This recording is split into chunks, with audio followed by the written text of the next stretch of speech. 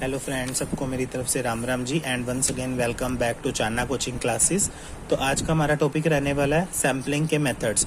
तो इससे हम थोड़ा सा पहले पढ़ लेते हैं कि सैम्पलिंग क्या होता है और सेंसस मेथड क्या होता है। जैसे कि हमने +1 क्लास में भी पढ़ा था, तो बीबीए बीकॉम एमकॉम एमबीए में टॉपिक आता है हमारे पास स्टैटिस्टिक्स में सैम्पलिंग। तो सैम्पलिंग क्या है कि इसमें हमारे दो तरह के मेथड्स होते हैं। फॉर एग्जाम्पल, जैसे कि हमारे पास पॉपुलेशन है, यूनिवर्स है। यूनिवर्स और पॉपुलेशन में क्या है कि हमारी पूरी क्लास के बच्चे हैं, तो उसको हम अपना यूनिवर्स या पॉपुलेशन बोलेंगे। जो उसमें से हमने 2-3 बच्चों का सैंपल लिया है, तो उसको हम बोलते हैं सैंपल लेना। कि 50 में से स्टडी ना करके 3 या 4 बच्चों पे स्टडी करी, दैट इज अ सैंपल। तो इसमें हमारा इंपॉर्टेंट टॉपिक आज का रहने वाला है, जो कि सैंपलिंग के हमारे मेथड्स हैं। तो हम सैंपलिंग के मेथड्स को स्टार्ट करने लगे हैं। तो हमारे पास सेंसस और सैंपल मेथड के अंदर आगे मेथड्स आएंगे सैंपलिंग के। तो सैंपलिंग के मेथड्स के अंदर हमारे पास टॉपिक रहने वाला है प्रोबेबिलिटी सैंपलिंग और नॉन प्रोबेबिलिटी सैंपलिंग मेथड्स। तो प्रोबेबिलिटी सैंपलिंग मेथड्स को हम स्टार्ट करेंगे पहले। तो ए प्रोबेबिलिटी सैंपलिंग मेथड्स हैं। तो इसमें हमारी सबसे पहले नंबर की जो सैंपलिंग आएगी प्रोबेबिलिटी सैंपलिंग मेथड में, सो फर्स्ट आएगी सिंपल रैंडम सैंपलिंग। इसमें जैसे कि बताया गया कि हमारे पास इक्वल चांस होता है कि किसी सैंपल को सिलेक्ट करने का। तो हम किसी भी तरीके से एक सिंपल रैंडम सैंपल ले लेते हैं। फॉर एग्जांपल 10 बच्चे हैं, तो हमने कोई भी 5 बच्चों का सैंपल लेके उसकी नोटबुक चेक कर दिया है। या फिर हमारी कोई बाय चांस लॉटरी लगी है, तो अचानक से लॉटरी लगी है और टेबल्स हैं, रैंडम नंबर्स ले सकते हैं। तो अचानक से कोई लॉटरी लगना, कोई 10 में से एक सैंपल उठाना, that is a simple random sampling.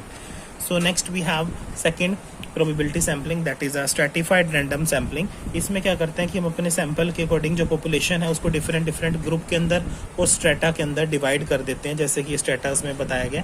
तो हमारी स्ट्रैटिफाइड रैंडम सैंपलिंग है। आगे है हमारे पास सिस्टमैटिक रैंडम सैंपलिंग।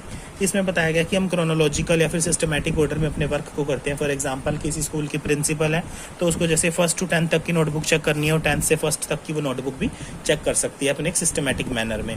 नेक्स्ट है हमारे पास multi stage sampling. Multi stage sampling में हमारे पास आएगा कि जैसे एक मॉल है, उसमें मेल फीमेल के कपड़े हैं, डिफरेंट पार्ट्स में उसको डिवाइड किया गया। 18 से प्लस 18 से नीचे मेल फीमेल के कैंडिडेट्स के कपड़े। क्लस्टर सैंपलिंग, जो कि एक गुच्छे की फॉर्म में हो।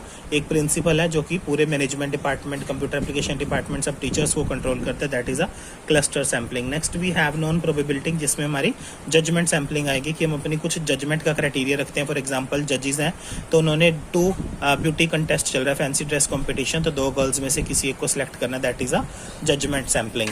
तो आगे हमारे पास है कोटा सैंपलिंग। कोटा में जैसे कि SC BC caste, OBC caste, general caste है, तो उसमें हमने कोटा फिक्स किया हुआ है कि UGC नेट की इतनी कट ऑफ इसकी रहने वाली है। नेक्स्ट है हमारे पास कन्वीनियंस सैंपलिंग, जो हम अपनी कन्वीनियंस या फिर अपनी सहूलियत के आधार पर कन्वेंसिंग के हिसाब से सैंपलिंग लेते हैं, तो वो हमारी कन्वीनियंस सैंपलिंग है। नेक्स्ट है हमारी एक्सटेंसिव सैंपलिंग। इसमें बताया गया कि हम ज़्यादा से ज़्यादा सैंपल को बड़े रेंज तक लेते हैं, 90% तक। Okay, thank you.